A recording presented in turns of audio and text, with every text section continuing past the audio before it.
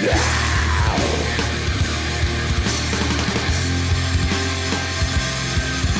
it's time to move on now. It's time for Murder Moose. Hey everybody, welcome to Murder Moose, the podcast. I just want to warn you that I did hit record like a minute and a half ago. Just so when you get this, you're like, wait, where did that clap thing go? I just, you don't even let me finish my intro before.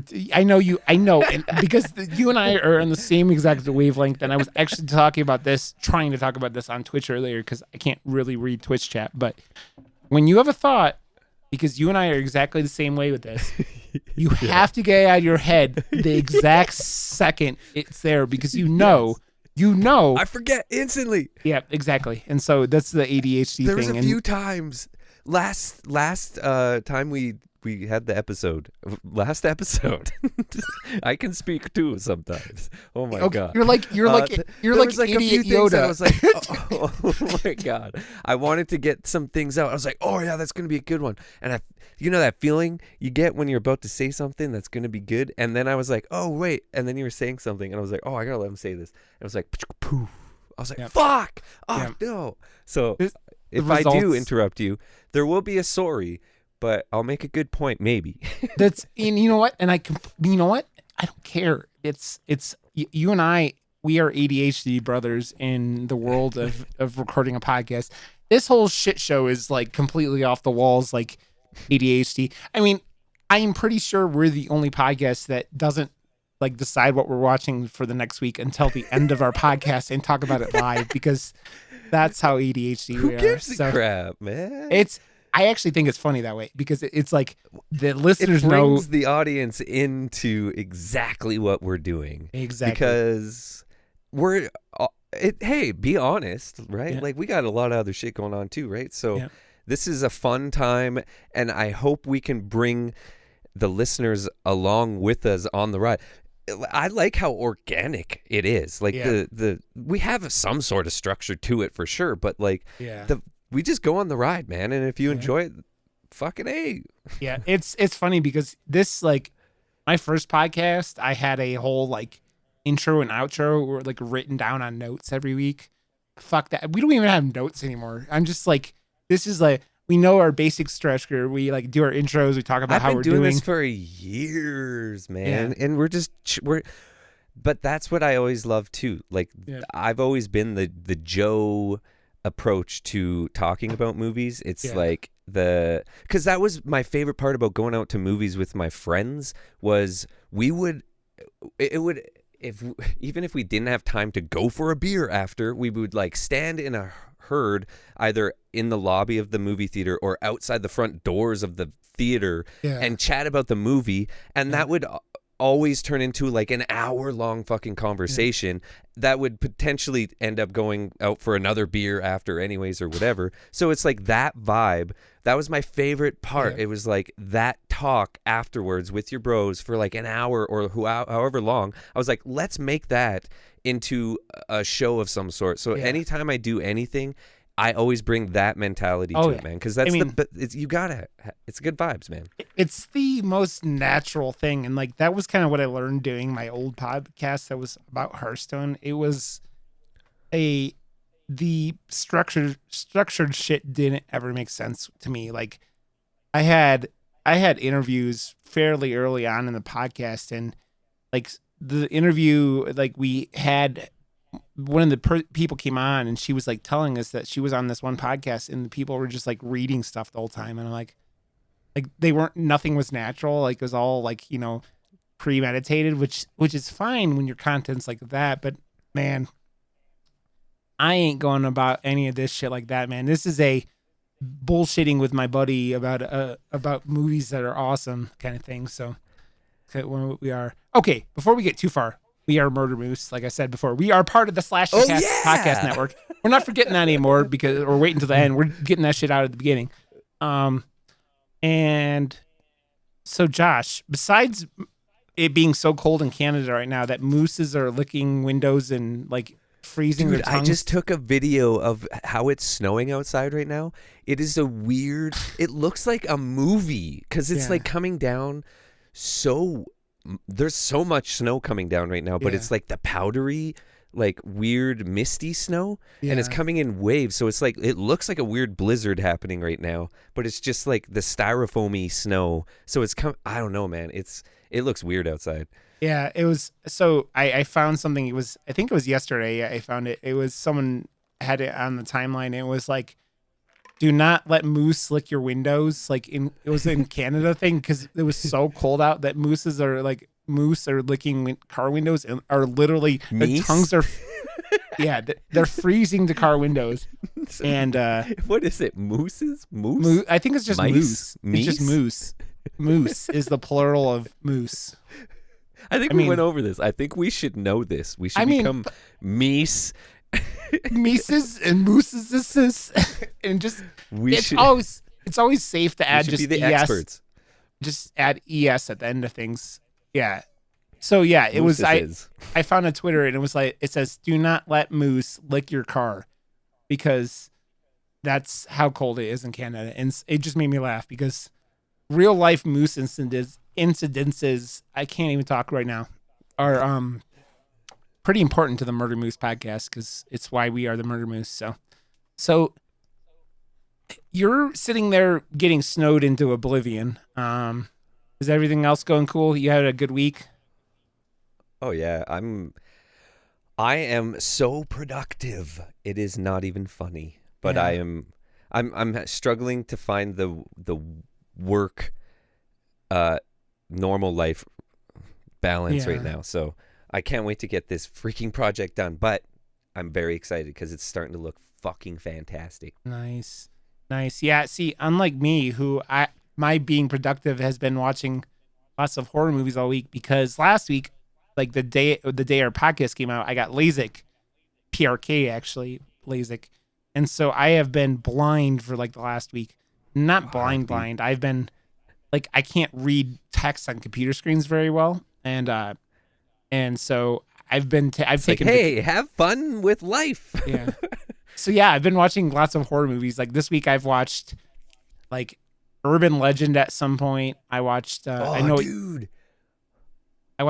You Did Last Summer at some point. I've watched, I love those movies, man. Those are the movies that came out when I was like a teenager. Yeah. So those are like very influential movies on just like, that's when you're like prime. Like you go to school and then it's like, well, you're too young to like do anything else. So when you're really into horror, like we are and probably have been our whole lives, right? Yeah. I know I have, but those were the movies at the time, man. Like Scream and I Know What You Did Last Summer, and those like super influential on me as like just a horror person. Oh yeah, well it's because like so Bailey from We Came From Beneath the Sea had me and Kyle from the Trick or Treaters podcast on over the weekend. I think that episode came out today, but we talked about teen slashers, and it was Bailey we all brought a movie to talk about. Bailey brought Scream, and Kyle brought I Know What You Did Last Summer, and I brought Happy Death Day because I wanted to kind of compare to what like slashers kind of have become in pop culture these days, right? And I fucking love all those movies. Yeah. Man. I love slasher movies. I think more than any other style of horror movie. Yeah. And people shit on slasher movies because they are very formulaic. Yeah. But I think that's why I like it. It's like a fucking nice ham sandwich or something, you know? Yeah. Like you're gonna get it's like it's like a hamburger at McDonald's. Like it's gonna be good. Yes. Yeah. But a good smash burger or something. If you do a slasher film right, then I'm just like, oh yeah, super satisfied. I don't know. It's so funny watching Urban Legend and I Know What You Did Last Summer, like back-to-back days, because they have so many of the same cliches, and then like they both like the heroes find like the outfit of the killers in random places like 9 times earlier in the movie before they figure out who the killer is and shit like that. And like it's funny watching I Know What You Did Last Summer because like one of the side characters is what are you waiting for? Huh? Leonard from Big Bang Theory is one of the side characters in I Know What You Did Last Summer, and actually gets one like probably the most brutal death in the entire movie. Where he gets the hook up into his chin, but yeah. So that was he's the one that gets the chin. Yeah, towards the end. Yeah, Nice. No, at the beginning, he's like the first one that gets killed. The at the very beginning of like not in the beginning, the first like probably moving into the second act when they've moved in. I haven't seen that in. So basically, the first act is them running the dude over and thinking they killed him. The second act is when he starts killing people, and the third act's like whatever. So like at the very beginning of the second act, it's like Leonard gets like the hook into his chin, and it is like insta murdered, and the movie's still super entertaining. Talk about butt hurt. Jeez, Get over it, bud. I just ran you over, man. Fuck off.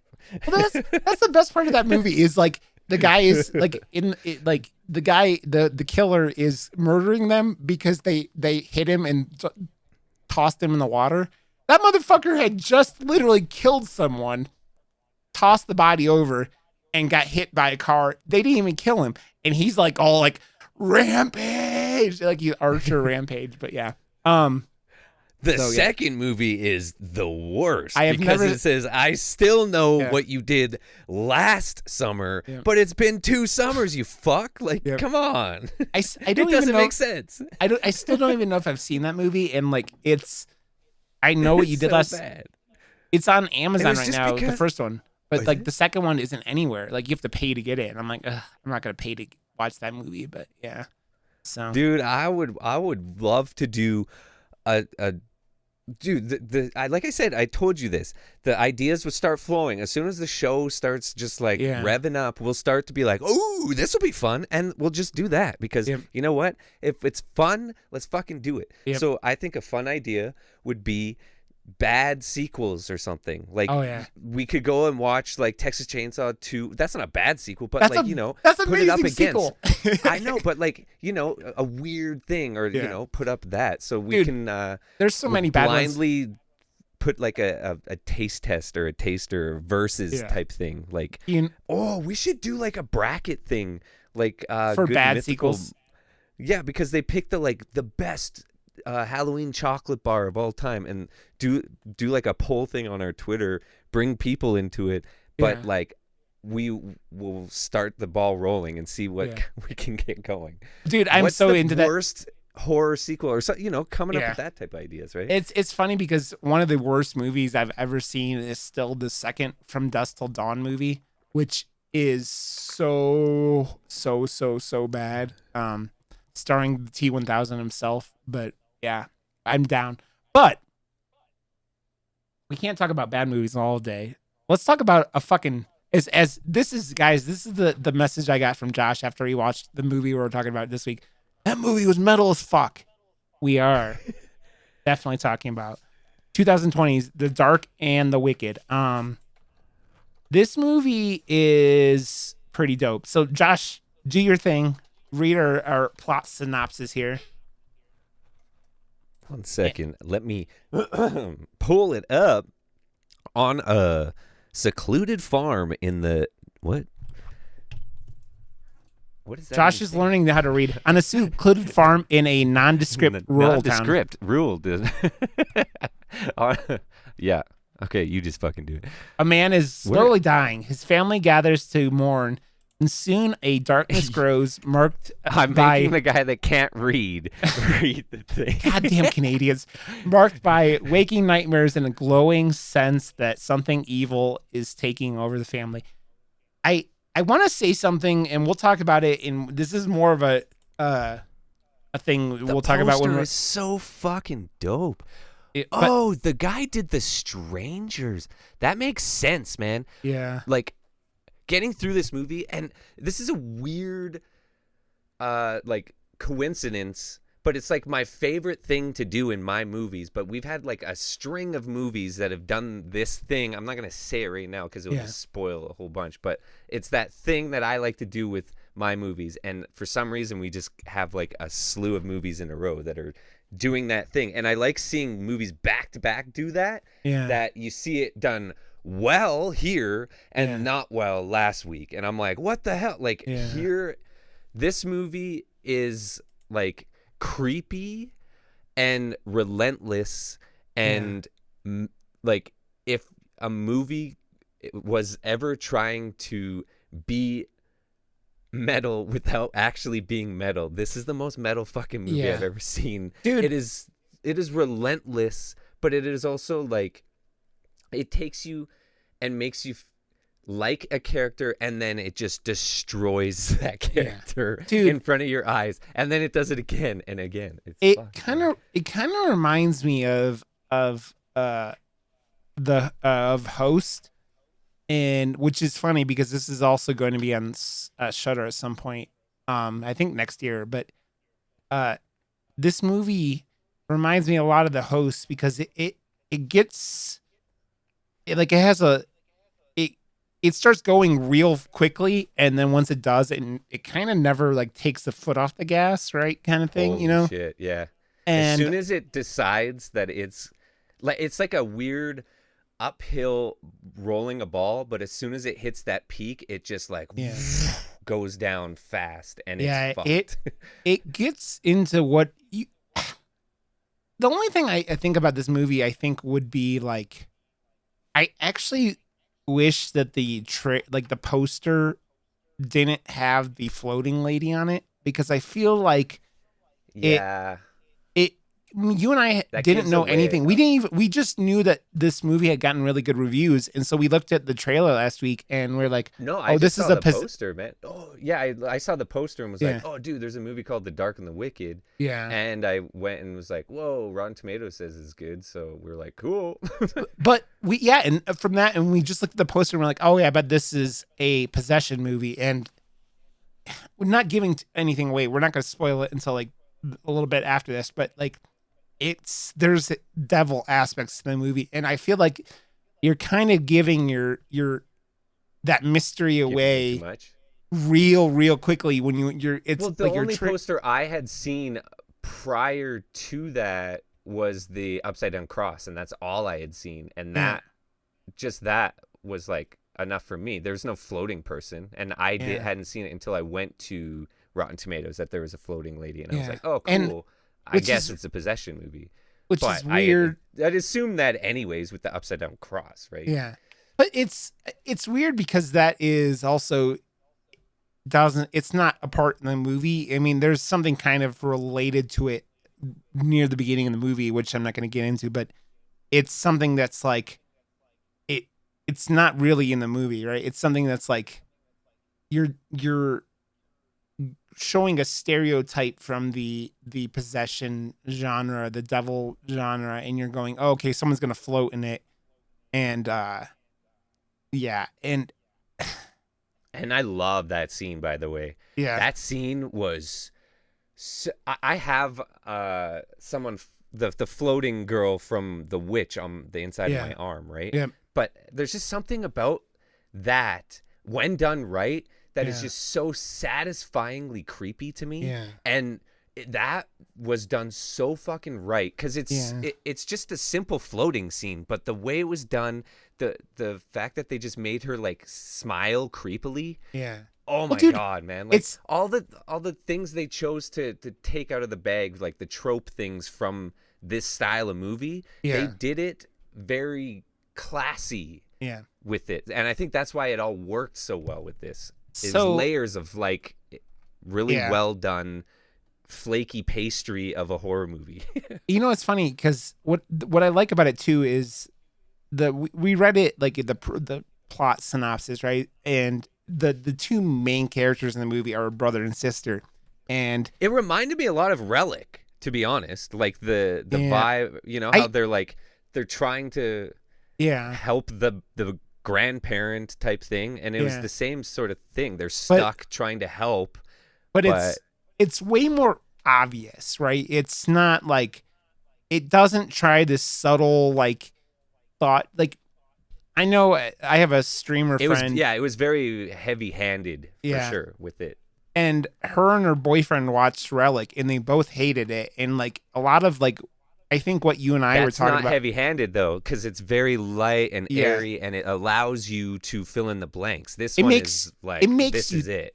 Relic made you think about it, right? Like it made you think about like 100%. things, and it was like this metaphorical kind of thing at the same time. And I love movies like that. But we could talk about that for a long time and come up with a lot of different things. And this just does what it goes out to do, which is something weird is happening with the dying father, and how this family reacts to it. And it builds up on creepy the entire time. And it's so perfectly shot. But like, I want to talk about this, and like, I want to tell, I'm not ruining anything yet. I'm not spoiling it, but if what we're saying, I feel like it's a snowball effect. Yeah. But the snowball has like a bunch of razor blades on it. So it's just coming down and snowballing, and all these razor blades are just, I don't know. That's weird. Dude, it's like a saw trap kind of like, right? It's like that. Like, I don't know, man. This is it. The more you find out, and the more it,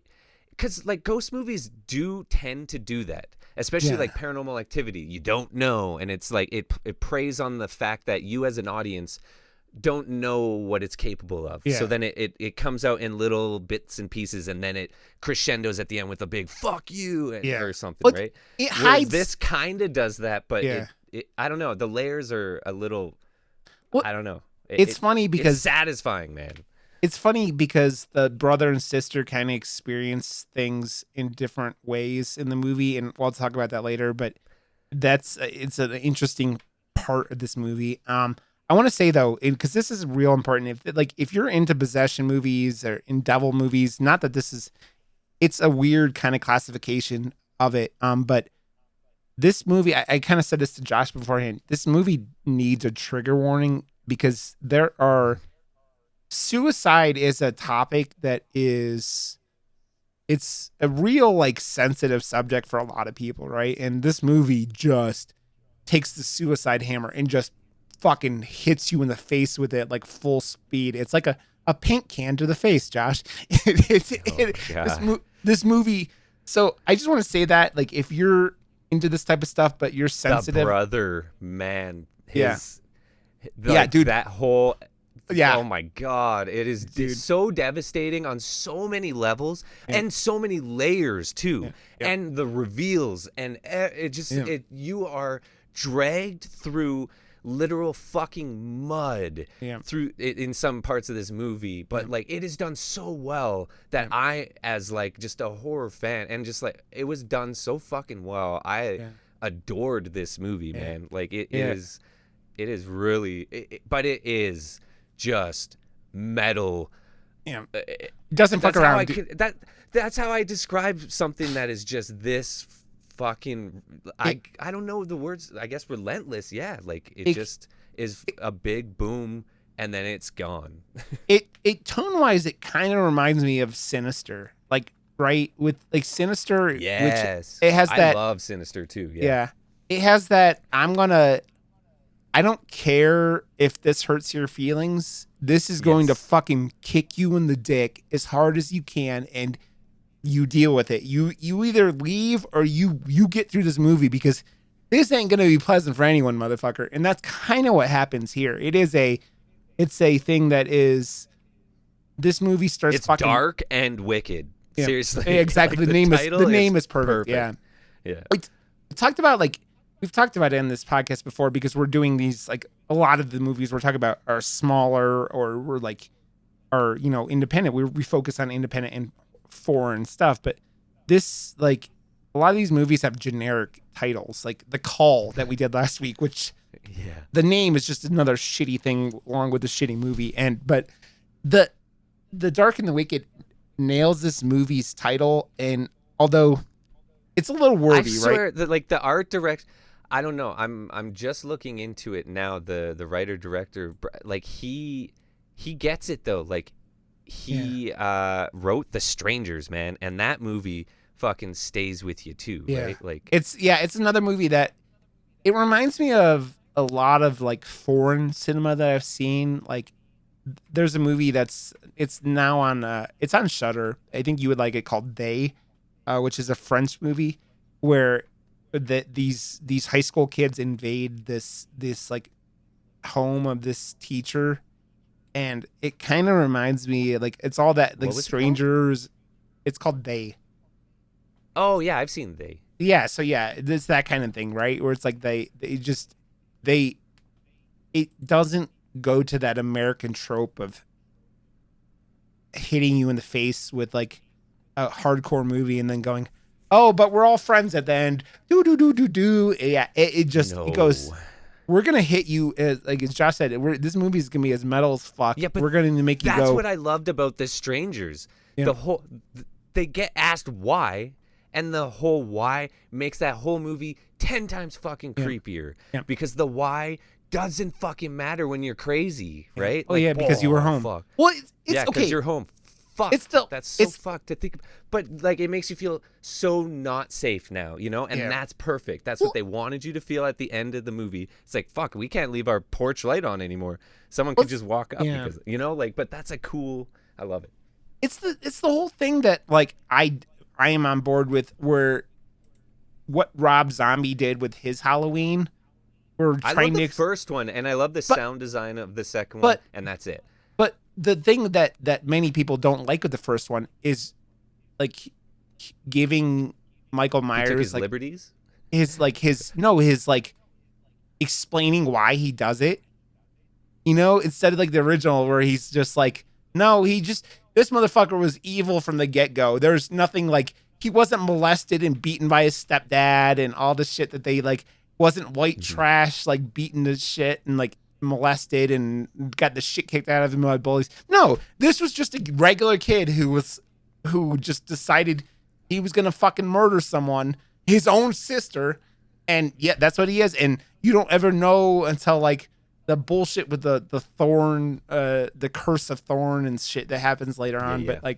But so that's one of the things. And I really do appreciate that. That's the whole, like, when you don't know why something's happening, it's way more horrifying than when you do know. And it's the whole, like, when you don't, horror is such a, the less you see, the better.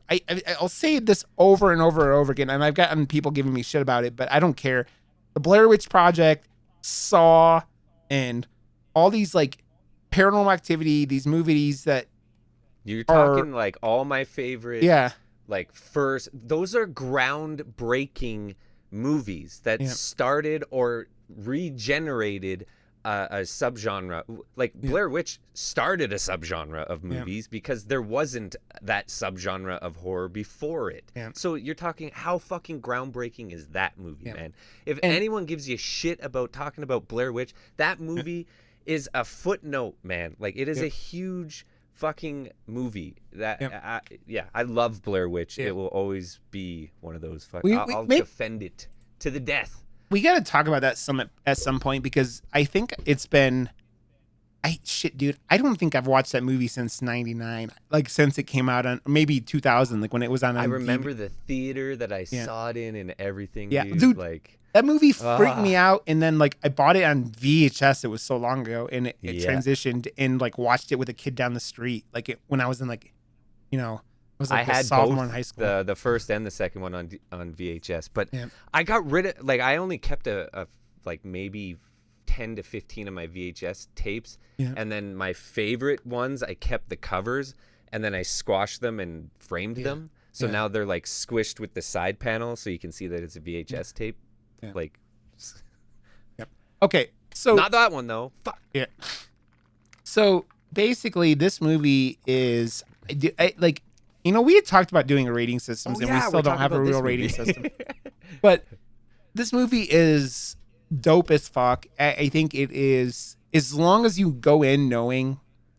And I just warn about the suicide thing, because I've played enough games on stream recently that people have been like, yeah, this is a trigger warning, just in case. And I know that most, you know, people that have like horror fans can deal with anything, but it's just a thing I say because suicide can affect people like in really different ways. So, but if you're okay with that, or you go into it and prep yourself knowing what that's coming into, this movie is an hour and 35 minutes of just perfect length. Yeah, it's awesome. That's my perfect movie, man. Yeah. I don't know what it is about that length, especially when I see it. I'm just like, fuck yeah, I know I'm going to be in for like the perfect run time, so I don't know. I'm already elevated towards the experience that I'm about to have because I'm like, it's not going to be too long. You're not expecting. Drug out, yeah.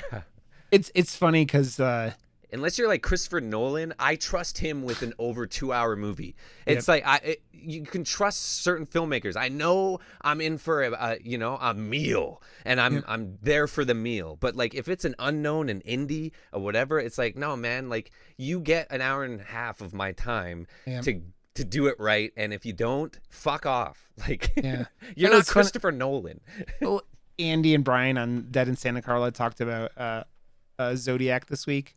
And Zodiac is, I think, my God, 9 hours long. I love it and hate that fucking movie because, like, I can't get through it. I love looking at it, and I'm just like, fuck, I'm bored. It's too long. I'll put it on in the background or something. But it's really still good, one of his best. But I fucking hate the length, man. I still hate it. It's one of those movies, and I'll defend it to this day, man. And if you're like me and Josh in this kind of world, and your ADHD is bad, it's hard, man. Like, my wife gives me shit sometimes because I refuse to watch Lord of the Rings movies anymore because I sat through Trilogy Tuesday, extended Fellowship of the Ring, hour break, extended 2 hours, hour break, and then the Return of the King all the same day in the theater. Dude, my ADHD was like, I think that day might have made my ADHD worse for all time. I've done, oh wait, what marathon shit? I have two friends that were like otherworldly obsessed with Indiana Jones. Yeah. So they were like, they put all their faith and all their eggs in the basket. Like, have you seen Fanboys where they're like, oh, they do all that, like, I know about it. It's about Star Wars, right? Yeah. So they're like, they put all their faith that the new Indiana Jones movie is going to be fantastic. So they go and they pre-buy 3 sets of tickets so they can see it 3 times that day. I had work, so I couldn't partake in this, but I bought tickets for their 3rd showing. Yeah. So they had seen it 2 fucking times before, and like we're just like, after the first time seeing it, they're like, oh fuck, let's go get drunk. So they go to the bar and just slam beers and like go and watch it a second time. So by the time, and dude, I'm like so excited to see it. So I'm there waiting in line for with them to see it with them for the 3rd time. They don't want to give anything away because like I'm excited, but they're like, yeah, it's really, I'm happy I'm seeing it for a 3rd time. Fuck. I can't tell you. Yeah. I can't even tell you how there are certain movie scenes that make me angry to this day. The end of Jeepers Creepers is one of them, but Shia LaBeouf swinging like Tarzan makes me physically shaking angry. Like, it makes me want to go, George Lucas, didn't you lose your mind enough with Jar Jar Binks? But no, you didn't, because you made Shia LaBeouf swing through a goddamn jungle, like goddamn George of the Jungle and Tarzan, and you made it serious. And that and the infamous fridge scene, and then I know. I was just gonna say, well, and the fridge and the CGI gopher, the first thing you see in the movie, but yeah. So, but this movie, Dark and the Wicked, I don't know, man. There was a few parts that I wish you can see through some of the. Well, I don't know. Maybe it's just me because the way I watch, especially these type of movies, when it comes to like the gags and the whatever, I love how they don't cut away, but they also, I could see through some of the effects a little bit, and I was like, fuck. Like, I wish they had a tiny, or just did a little bit better on some of the like effects at the end. For me, like some of the deaths and stuff, like the stabbing of the eyes, like it was fucked, like so. But like there was a few of those that I was like, and some of the blood, I was like, is that attached? I was like, I could, because I do that stuff. I added in post and stuff, and I was like, they added that in post, and it's not even like attached right. I'm like, fuck, I could see through it, right? So I was like, if that was done a tiny bit better, this movie would be a flawless fucking victory. But I got to knock off like at least a point, because I'm like, damn it, like that should be done right, man. Like, but even for every one of those, you can see the indie part Yeah. through with that, you know? Dude, before we like spoil this, I want to say the only one last thing. I think the sound terror in this movie is Yeah. so top notch, and I think sound is one of those things that I think a lot of horror fans don't give enough credit. But man, I if you love use Foley, man. I'm yeah, fucking obsessed with like if you can do nothing with a camera, nothing with anything, and you just like ramp up the creak, creak. yeah, It's like, oh my god, that's so yeah. much scarier. And we're not talking about the shitty Hollywood cheap PG-13 where they drop a giant noise that like No, is no, no, 20 no. audible decibels louder than everything else. We're talking about like the sound environment being in like that builds dread and is so fucking terrific that you're just like, you know, something's bad's gonna happen. And yeah, so It brings you, the audience member, into it as like a character almost. You're like, it's almost like that first person vibe when you're in the basement by yourself, like I am right now, and it's like, oh, what the fuck was that, you know? And then you get that feeling instantly, and they do that and ramp that feeling up to 11 like so many times in this movie. But like, yeah, yeah. So go watch this movie if you get a chance. I think it's like on demand for like $8 or something crazy like that. Not crazy, something reasonable. Like it's especially for like if you're gonna go see this in find theater. it and Yeah, watch it. yeah. Go watch this Seriously, movie. It's this is dope a as fuck. fucking. So we're It's gonna dark and fucking wicked. yeah. Now we're gonna spoil the shit out of this movie because there's so many scenes in like a 95-minute runtime that I really want to talk about. They were, but that's what I said, man. They were. There was a lot of things that this style of movie does, and like the tropes and I like to call it your bag of tricks. Yeah. You know, like every creative thing that someone does, there's like a bag of tricks that you can pull from, and it's how that is kind of like executed. That and they executed everything out of their bag of tricks fucking great. Yeah. Except for some of those fucking blood scenes, but whatever. So, oh yeah, one of those happens real early, right? Okay.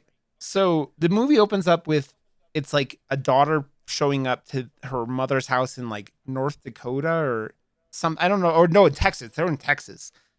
And you figure out the farm, but I always love when you have like the frame within a frame showing like the door open, and it's just to like a tree line and nothing else, so you know from inside that you're fucked. Like there's nothing around. Yeah, and I love they played that up a lot in this. It's so good. You know, it's funny because I said North Dakota because one of the other things I watched this week, I watched the first 3 Leprechaun movies, and the first Leprechaun movie Is it takes like place. Jennifer Aniston or yeah, something? it was in the first one. It was Jennifer Aniston's first movie role. Hilarious.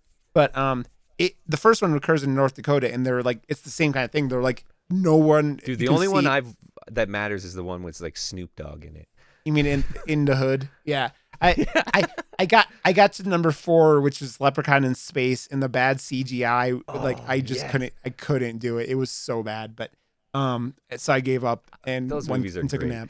But yeah. So they're in the middle of nowhere. They're like the parents were sheep farmers, and you wake up like Dude, the mother. Oh right, no. It starts off with the goats, man. And Oh, I'm like, yeah. oh shit. I'm like, if a movie's, because I remember saying this to myself. I was like, if a movie that has possession in it starts off with a goat, I know I'm probably gonna fucking like it because I look down at my tattoo of Black Phillip and go, fuck yeah, let's go. Black Phillip is the goat, the greatest of all time goat. But yeah, he's the goat.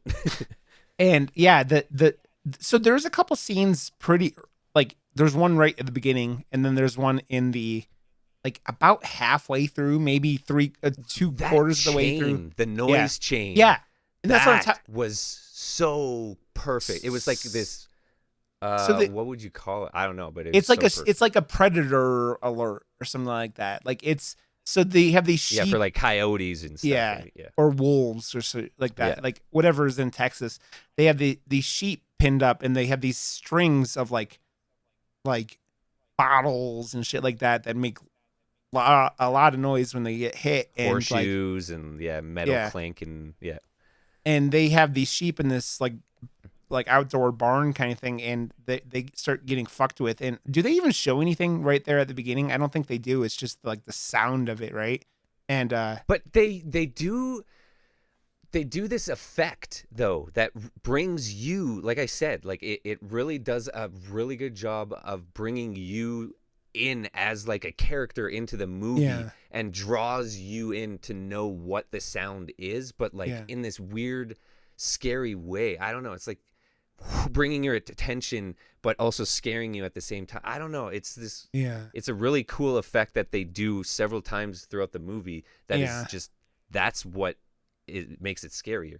Well, they have this scene where it's just the sheep getting freaked out, and then there's a scene later where the sister is in there and it fucking freaks her out, right? But that's the classy jump scare.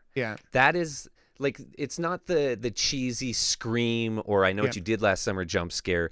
These are the real, like, this is the way you should scare an audience. It builds up, it builds tension into earning the jump scare, not like just like sound kicking you out of your seat, right? And so then the daughter shows up, and her mother's like, I told you. Brian knows what he's doing. Yeah, Brian. It's directed by Brian Bertino.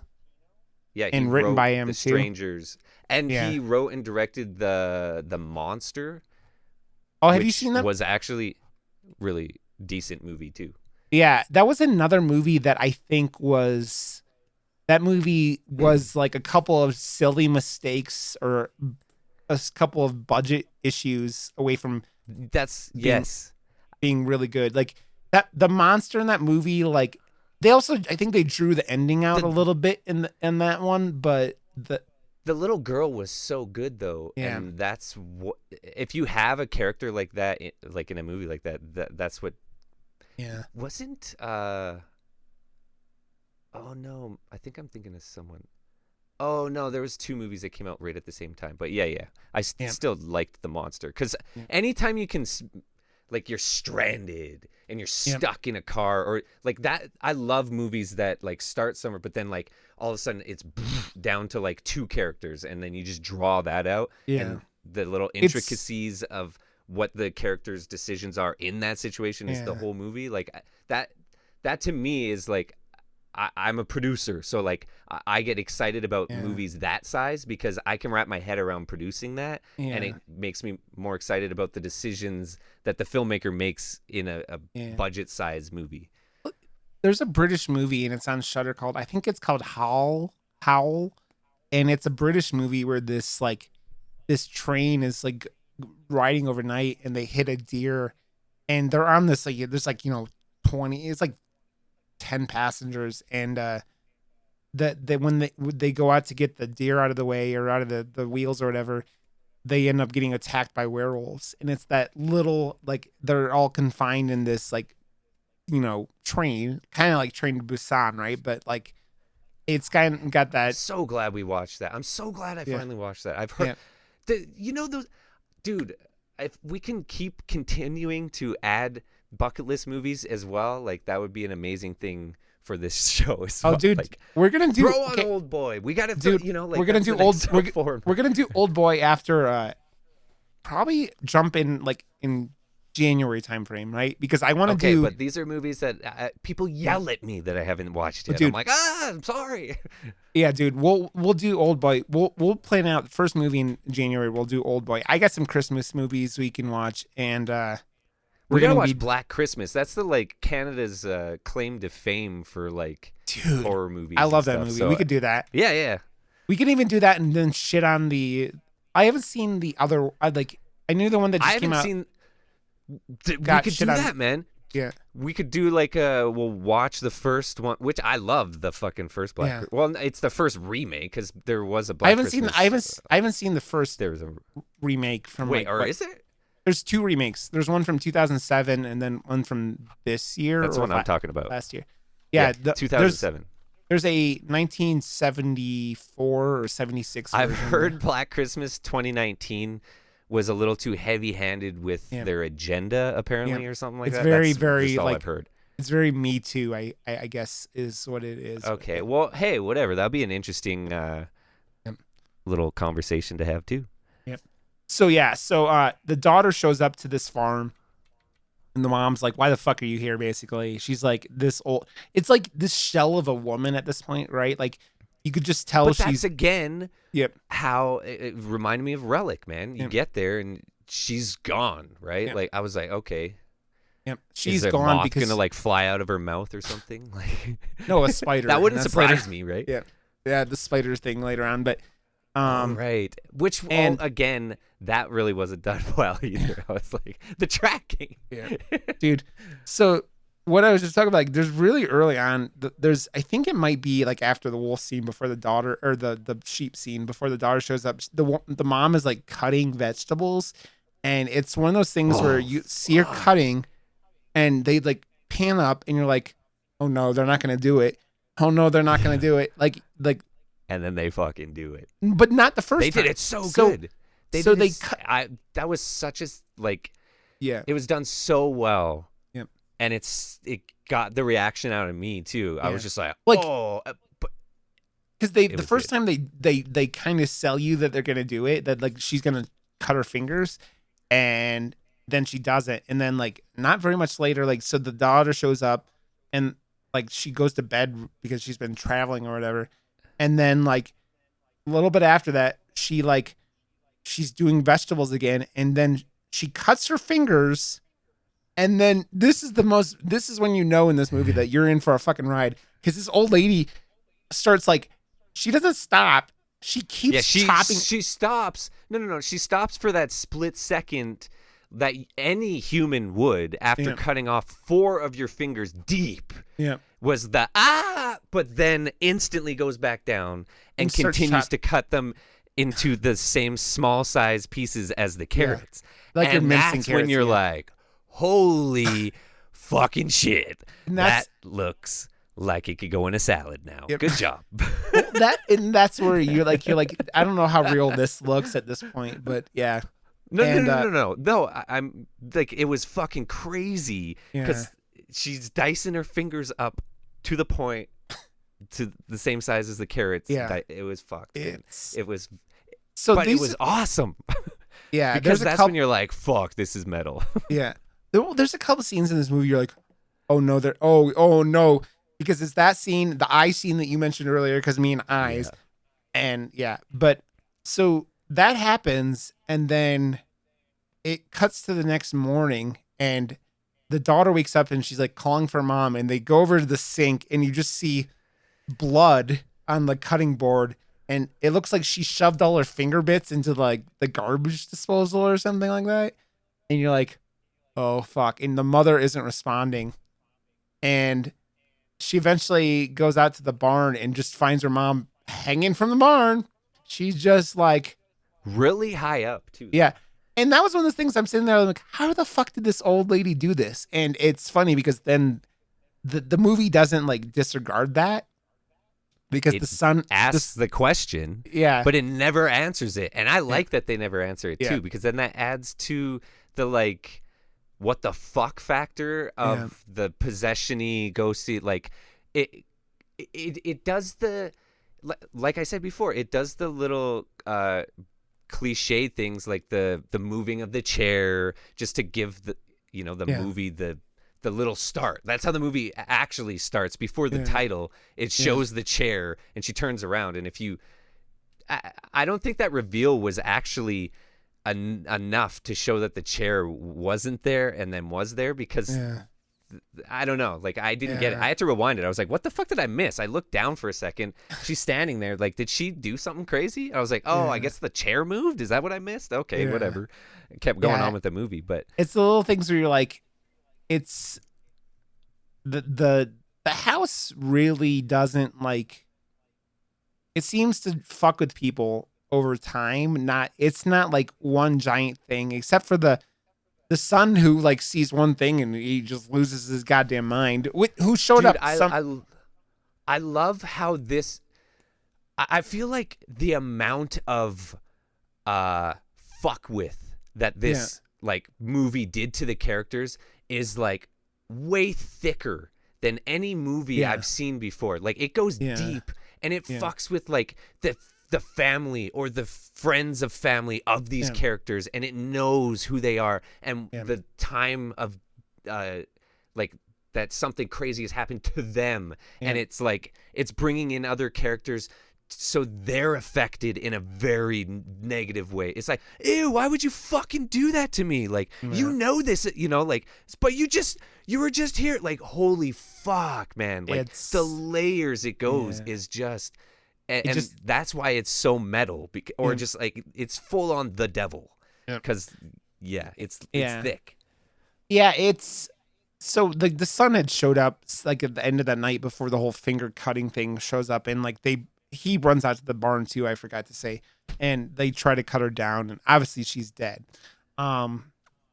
So like they are sitting there, and like they have to deal with the sheep like it's funny because it's so realistic, because they go like their mother just died, and it's like another day at the farm almost. It's like fuck, or well, now I gotta go take care of the fucking gotta go feed the animals. I think the whole movie starts on like Monday and is done on Saturday, might be the last day of the whole movie, or Sunday. I think it's Saturday. So it's like 6 days total or something like that. I was struggling of how I felt about that. Like I kind of liked it, but then was kind of like I liked how they used that to like emphasize and be like almost an exclamation mark after something crazy happened. It was like Monday, or like boom, the next day type thing. I think my only issue with that is I feel like it's been used a lot lately. Like and that's what it's a thing that's like getting too cliche at this point, and it's like it starts losing its effect. Tarantino does it all the time, and I'm almost and horror's been but horror's been using it way more, I feel like, lately, right? And so they have to go out and deal with the sheep that day, and you meet their like, he must be like a ranch hand or something that like works. I think he like lives in a trailer right by their farm or something like that. They really don't go into the specifics, and he helps them, and everyone's all fucked up about it. And is that like, and then that day they go out to the they have to go out and get their mother's body, and you find the coroner gives them this, her pocket was stuffed with these crosses, like little crosses that you get at Sunday school, he said, right? As was his guess. Like he's like, yeah, these are like what you get handed out at Sunday school. And they're like, huh? Because their mother, none of them believe in God, right?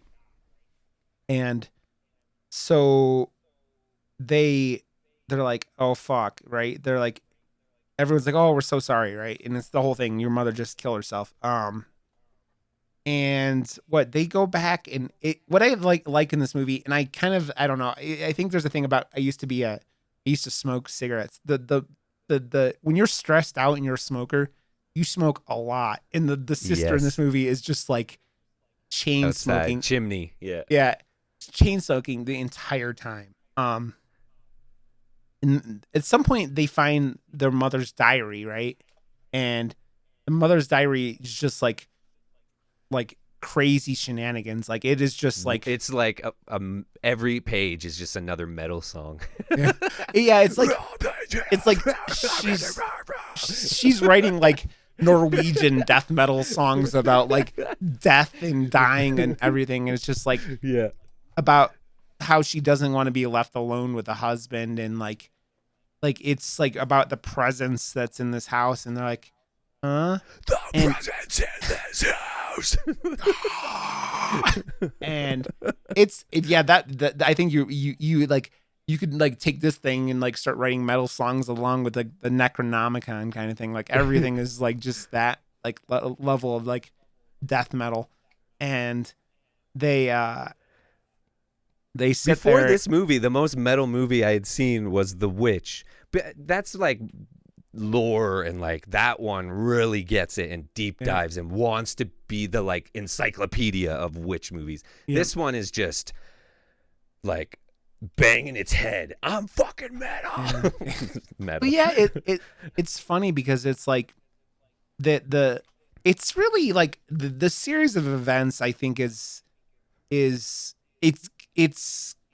I would need to watch it again because it's so like it's kind of like hectic, right? Even though it's slow burning, but it's hectic because the whole time the brother and the sister are getting fucked with in this house, right? Like the white eyes, the way they like that, like the cloak of like, wait a second, is this really happening? Is this person who they say they are type thing? And they're like, when they like, wee, and they shine the light on his face when he's outside type thing, and you see his eyes, and you're like, oh fuck, it's like, oh, it's the devil guy. It's like, oh fuck, like this is really cool. And then you're like, wait a second, so what else has this thing been doing? And then you're like, whoa, this movie can do whatever the fuck it wants now because it just doesn't it sets up its own like system where the devil or whatever it is can just destroy people, right? So like the first real fucked up thing, right, is the brother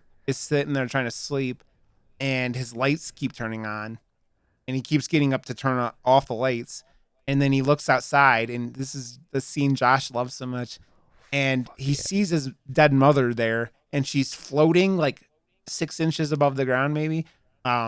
So that's what I was kind of talking about earlier, like the whole reference to the lady in the poster, which is obviously not the mother, and like is also 90 feet in the air, not like she's above a tree and shit, right? Like, but she does fly away in that scene, but like that scene, I think it was so effective just because of how low she was floating, right? And just how creepy it was. You're in there, the camera doesn't go outside with her, you're still looking through the window, and that makes it creepier, I think. I don't know, like, was she naked when she was outside, or am I like losing my mind? There's a different scene where she runs at him when he's in the barn, or just walks towards him like the Following style, and just like disarms him, because like nudity in horror movies done like this, it's so powerful because like it is so uncomfortable, especially when it's like an old lady like she is and stuff, but it is so powerful and disarming. Like he was completely disarmed. You as an audience, you're disarmed by it. Like it is she's just walking towards naked, but like especially in North America, like we just, oh my god, nudity, right? Like, and it was done perfectly. For if a horror movie is going to use it like this, or like what the last foreign movie we watched. You mean I Saw the Devil? I Saw the Devil. Fuck yeah, dude. Like, you use it like that with like one split second of nudity, but then next to like the like blade, and it just adds the shock and awe factor. Like, but that's done like with a paintbrush. It kind of reminded me, I don't know if have you seen Lords of Salem? The zombie. The witch nudity in that movie kind of reminded me of this, but this was done better. Like the witch nudity in Rob Zombie movies, but that's just Rob Zombie, like that's just his backyard. Like he's just like, guys, come over. And those are the Rob Zombie movies to me are just like fucking Adam Sandler movies now. Like, except for the new Halloween movie Adam Sandler just did. I liked it. It was fun. But like his movies to me feel like, especially his Netflix comedies after he got that huge deal. It was just like, here's all the money in the world and just go make 9 movies for us whenever the fuck you want, whatever you want. And he's just like, okay, guys, come over and we'll make movies in my backyard.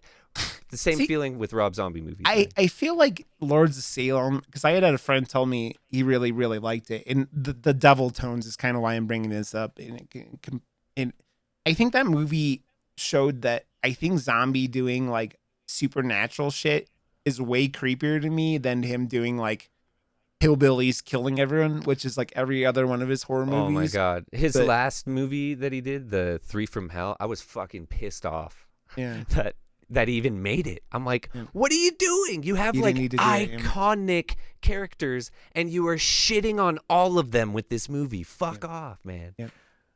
Yeah. So the brother sees this and like loses his mind, and he kind of tells his sister at some point, right? Or does he say something about it to the preacher or something? I don't even know.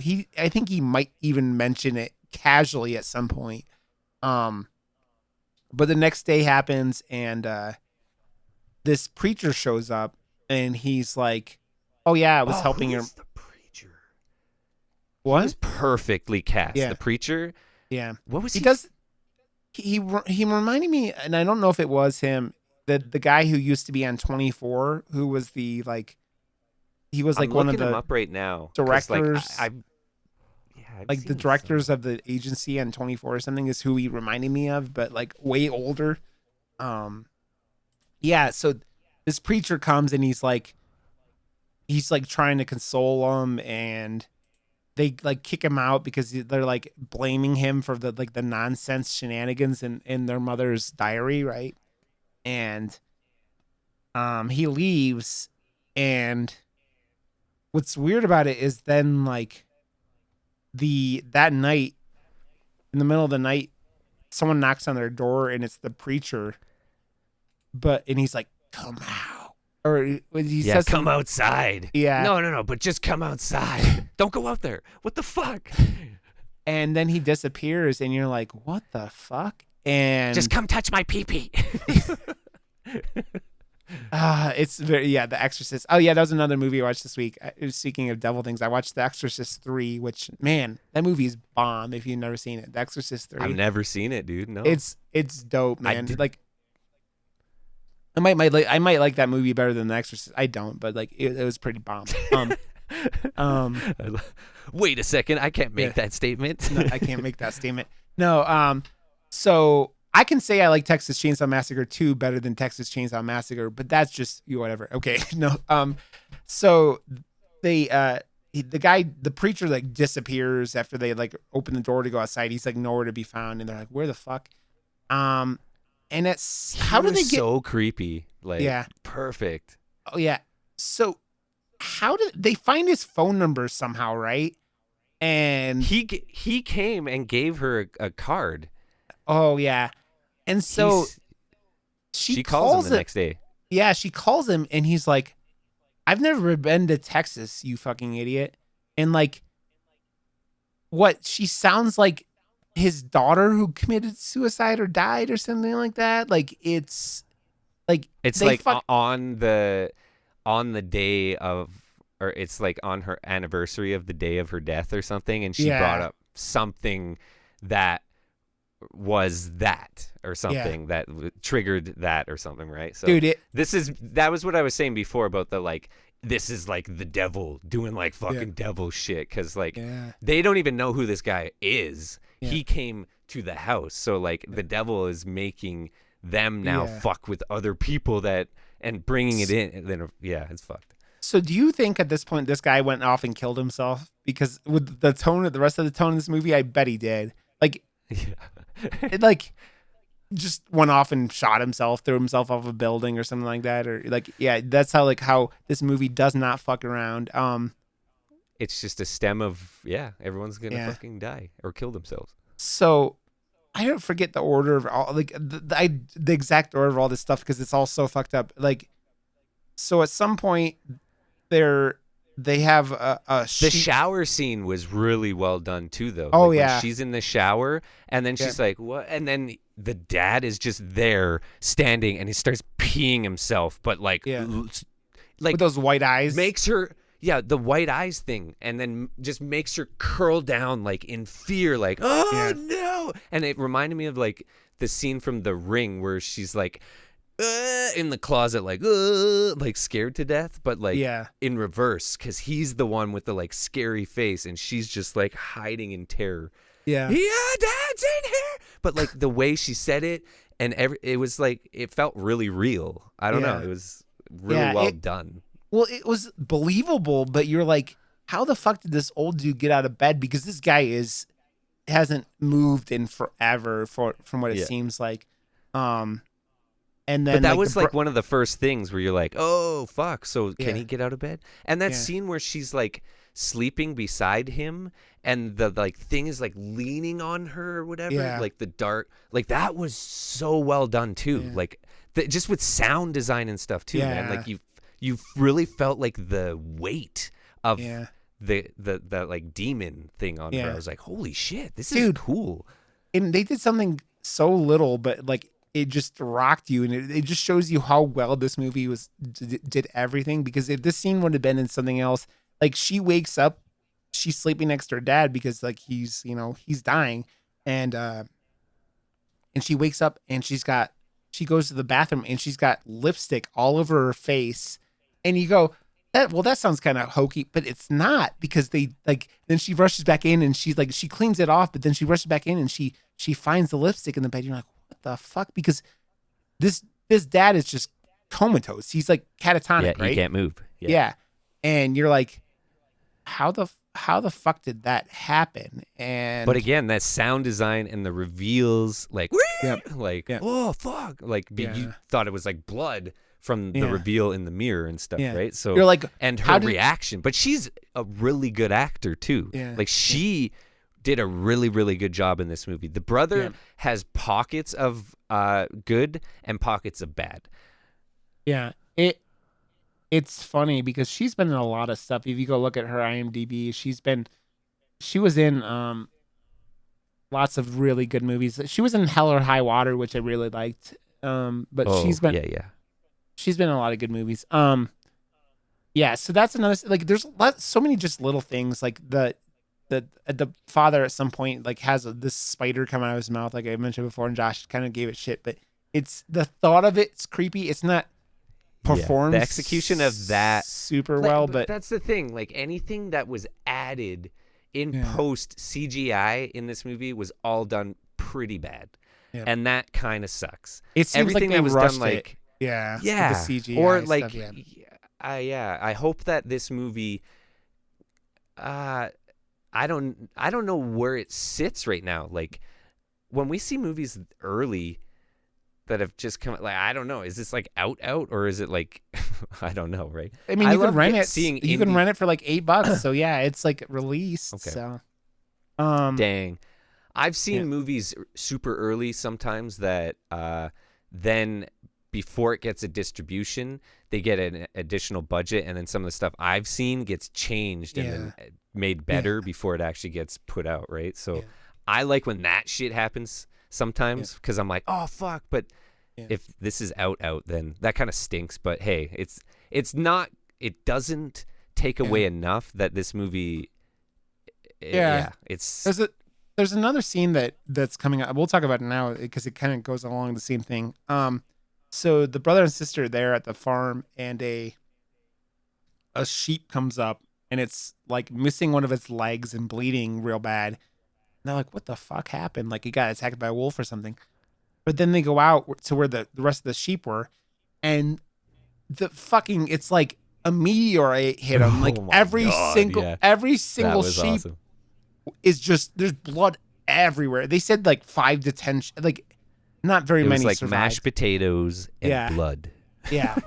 It was like Satan's pillow, because it was like so much they had like sheep.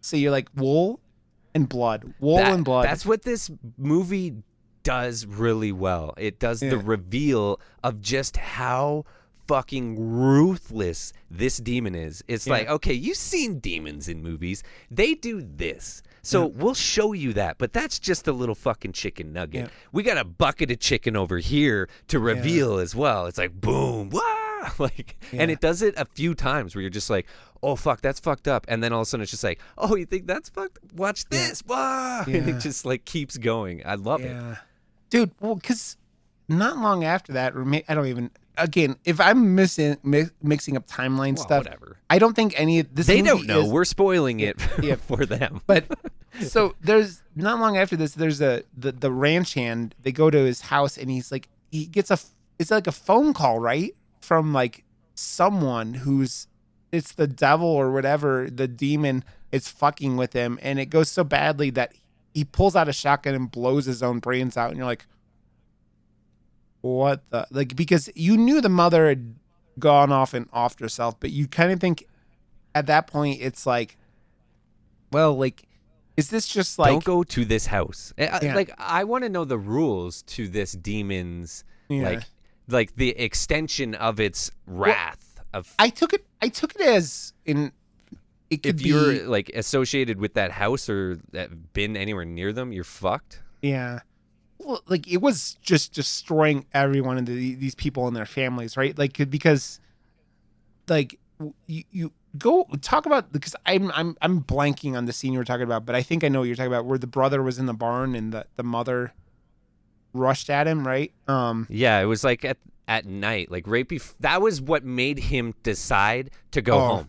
Well, yeah, right because before he was like, I fuck it. I got daughters and I love them. I'm going home, because he got scared and like put into the corner and was just like, oh no. And then like right after that, he was in his car like, fuck this. I'm out. The predator alert had gone off again, which is the second scene in there. Where do you see something in the, is it the shadow or something in this scene? Is it, you see something in the background? You see the shadow figure a few times. Yep. Yeah, and he goes out and the sheep are all freaked out. The noise is going on. They're like, who's out there? And then the mother rushes him, and she's naked that time. And then they cut to the next morning, and the sister wakes up and she looks at her brother and he's gone. And so she calls him and he's like, yeah, I've been driving all night. I'm going back to my family. And she's like, but no, you're the only, because she's the only one taking care of her mother besides this, like this hospice nurse that's been living with him, who seems like the nicest lady in the world, not living with him, but taking care of the mother or the father during the day. And so he's like, no, fuck this. I got a wife I love and 2 daughters. And that, which leads to, seriously, I think the most fucked up scene in the entire movie, which is saying a lot for a movie that is filled with fucked up scenes.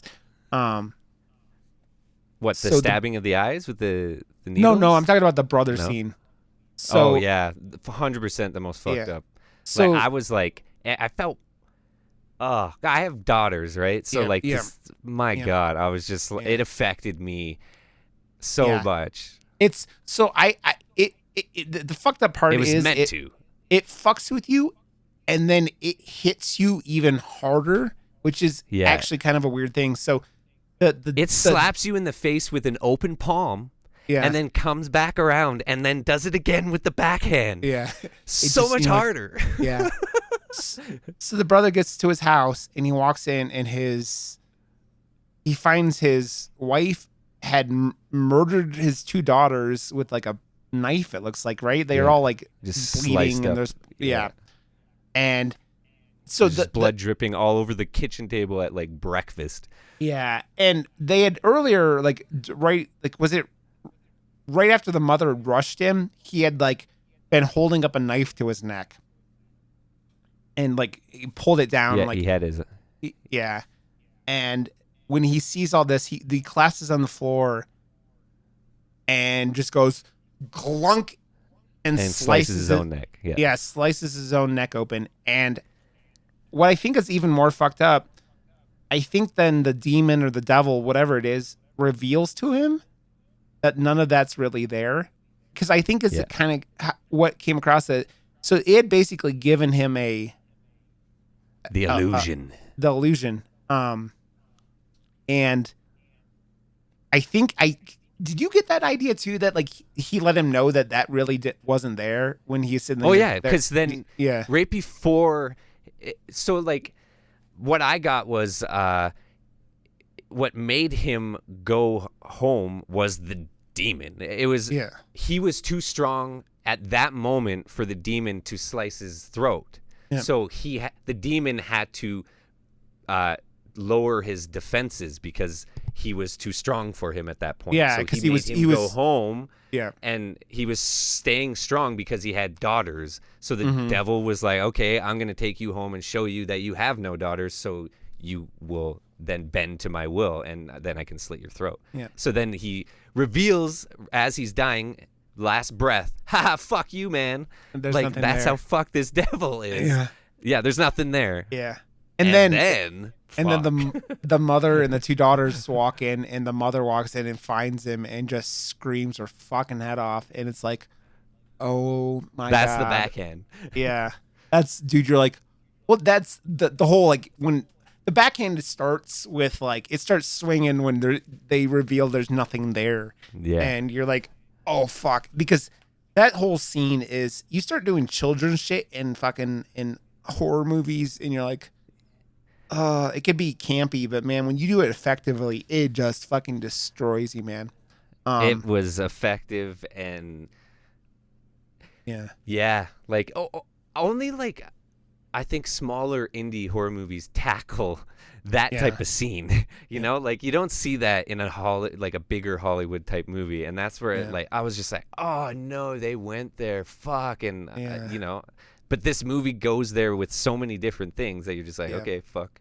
Yeah, it does a lot in 95 minutes, man. It really does. And you know what's fucked up is that the daughter never figures out that, I don't think she ever figures out her brother died, right? It's like, because I don't think that information ever gets conveyed, because at the end of everything there,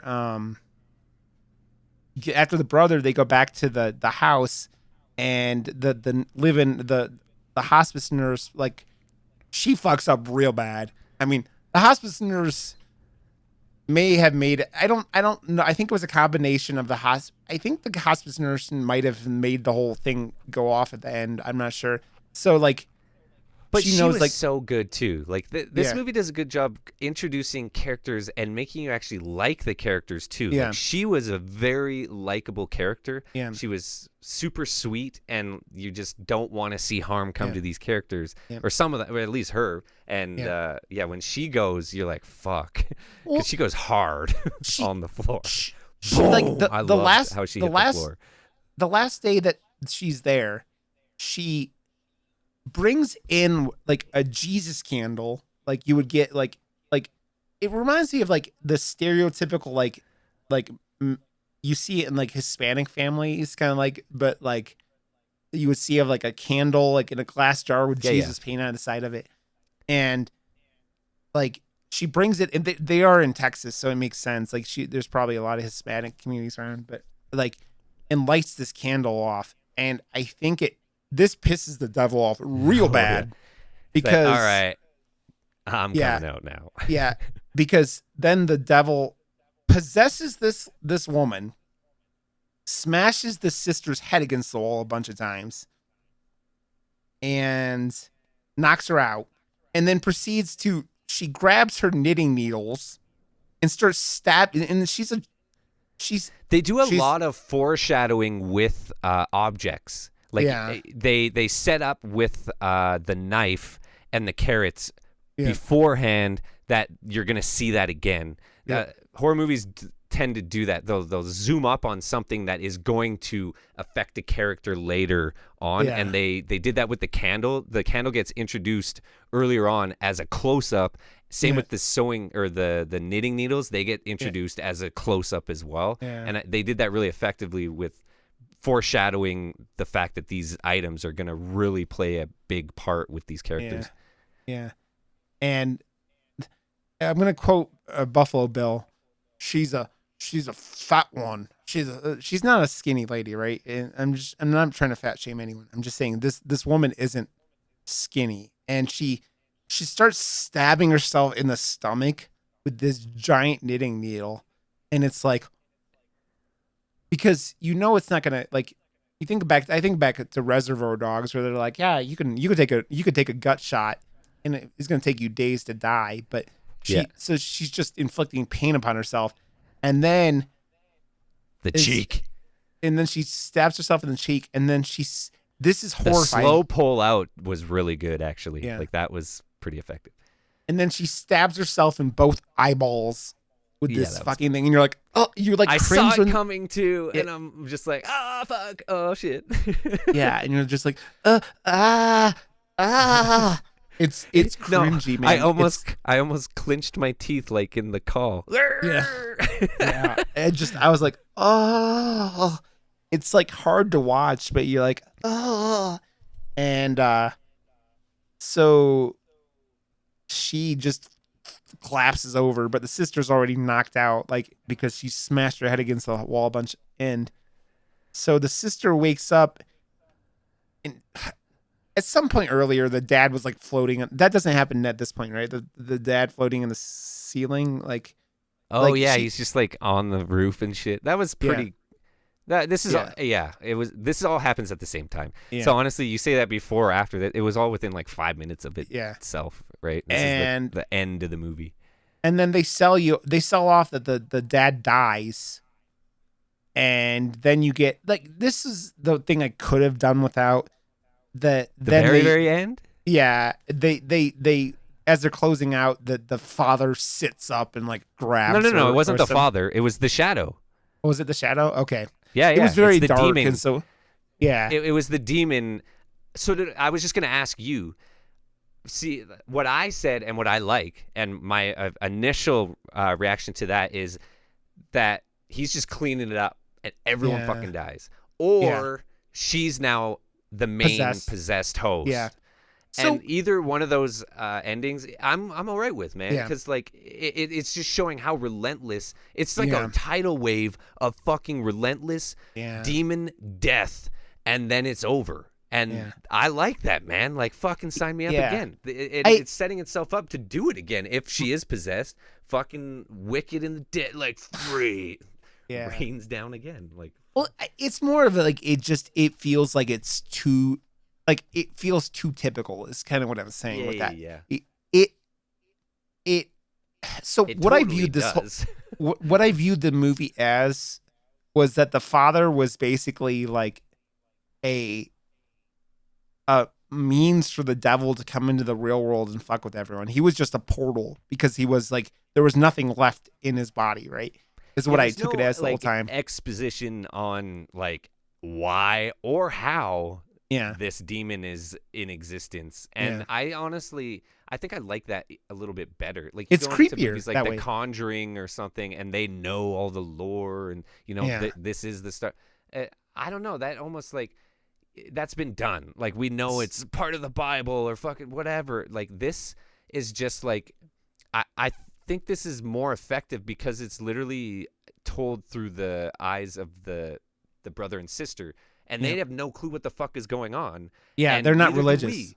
Yeah. Yeah, so like that is perfect for this type Yeah. of movie because you don't have to explain anything. It's fucking creepy that it's happening, and that is enough. Isn't there a quote at some point in this movie where they're like, yeah, this just, it's bad shit happening to random people or something like that? Or Yeah. I've watched so many horror movies this week, but like maybe not, but like that's what it feels like. It's just these people that like all they want to do is live their lives, and all these characters seem like they've all been broken down by the world, but like none of This them movie deserve is- this. This movie is just depression. Yeah. It's not a movie where you go sit there and go, you're like, after you watch, you're like, man, I'm going to go skip to the ice cream store and get myself a rainbow fudge sundae and whistle and hopscotch all the way there and everything. No, it's I like, don't know. This movie, I loved it though. So like Oh, for yeah. me as like a horror fan and like indie, I'm just like fucking rights, man. Like I was so pumped when the eye stab scene and everything happened. I was just Yeah. like, fuck yeah. Yeah. Like it just keeps going and keeps fucking layering. Like it's like a 7-layer dip, man. I was satisfied. yeah. Well, so at some point you like when the priest gets it first introduced, you're like, oh, there's just gonna like be an exorcism. Nope. They even fuck with you with that. Like they introduce a priest and it's not even a priest.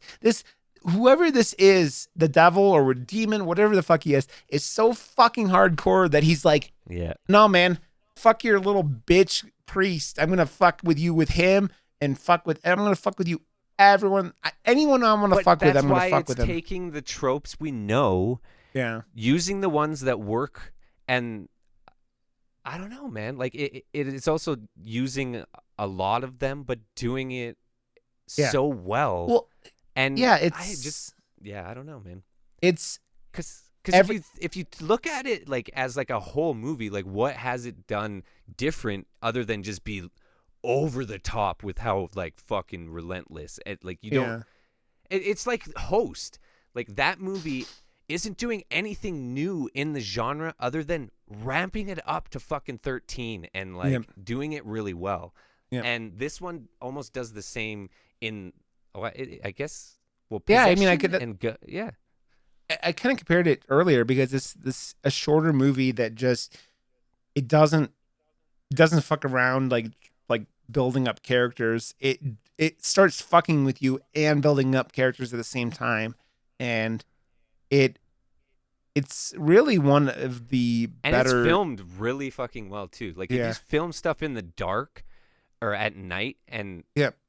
I don't know, like it looked creepy. The lighting was done really well for night stuff. Like you get the classic lit behind stuff. I don't know. This movie just it felt creepy, and the whole Yeah. tone and vibe of this thing was just fucking They see this movie, all right, guys? they used a small little house and they used it super effectively to like that claustrophobic, like you don't have anywhere to run. You're in this little tiny house with whatever the fuck this is that is evil as fuck and is like again I like a movie that makes as many there were more suicides in this movie than I think I've ever seen in a horror movie. And there was just that it was like if you were in this inner circle, you're dead. And the devil will break you and will make you kill yourself. Like he's not gonna do it. He's gonna come in and make you kill yourself. Like that's how It fucking metal almost all this is. it almost made I don't know, like these type of movies almost make or remind me of like Final Destination. Like death is Yeah. coming for you, and it's gonna be you that accidentally, or like well, I guess not accidentally. Final Destination was kind of just weird because it's like a it's demon, but it's a clever death. demon that It's death. It's just death. Yeah. It's death is a force of nature in the Final Destination Oh movies. right, okay, yeah. Yeah. But yeah, this dude, it is literally one of the most effective horror movies that I've seen in a long time. And I understand the high ratings I'm because so happy we watched this, man. Like it's one Yeah. of those ones that just, and that's what I love about my setup too. Stuff comes out of nowhere, and I'll just be like, okay, whatever. But I don't watch a trailer. I just, Yeah. I'll grab something and watch it, and Yeah. it's I didn't watch working out, man. I didn't watch a trailer for this either. I popped it on and I'm like, damn, this movie is I'm loving this, man. Yeah. Like it's a hard way, honestly, with like especially all the like channels I follow on Twitter and YouTube and blah blah blah. Like I've stopped watching a few things because of my want Yeah. to not spoil movies now, because we live in like a spoil world now. Like there's like whole subgenres and channels and communities devoted to it on YouTube and stuff. Yeah. Just like I need to know first. Me, I'm over that, man. It's too tiring, and I'd rather just enjoy.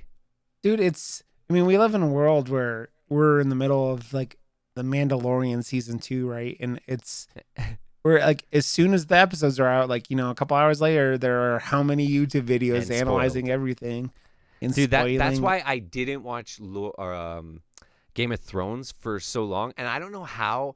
Like, okay, I saw some spoilers throughout the seasons, but I didn't know the characters, and that because I'm so ADD and stuff, it just like I would find out something and be like, oh, I guess that sucks for that people that like the show or whatever. But then I finally got into it. Like, I think it was like right as because there's what 7 seasons or 8 something. seasons, I think. 8. Okay, so it was the 7th season just ended, or I think, or the 6th season had just ended, and I was like, I didn't know, but I was like, okay, I got the series and I binged the whole series in like a week and a half or 2 weeks, and I was like, okay, when does the next season start? I was like, It just ended? What the fuck did I do this for? Jesus Christ. Like, why didn't I time it better? So I could, like, have binged it as the next season was starting. And dude, then I had to wait with everyone else. I was like, fuck, I'm an idiot.